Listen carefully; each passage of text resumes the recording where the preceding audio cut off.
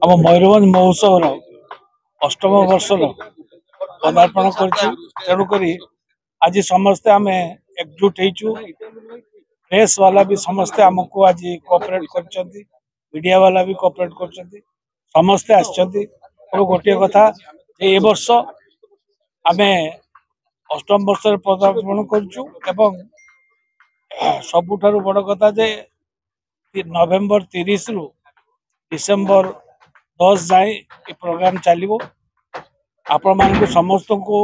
आपण मान जरिया मयूरभंज समस्त को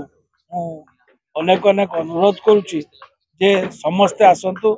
ये प्रोग्राम को एंजॉय करंतु एवं आमर गोटे भल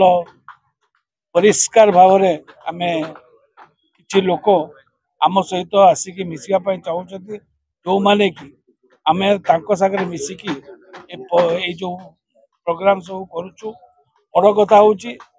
प्रोग्राम गुड़िक केमिति भल हम आ भल हबार केमिति हम कौन हम से आपण मैंने जानते आमर जो उद्देश्य मयूरभंज महोत्सव जो उत्सव जो उद्देश्य जोटा कहली जे आमर आमर जो मयूरभंज उत्सव जो उद्देश्य हूँ आमर जो मयूरभंजिया कल्चर आमर जो खाद्य पदार्थ आमर जो वस्त्र आमर जो उत्पादन हो जिनस ए सब लोकलोचन को आनिबा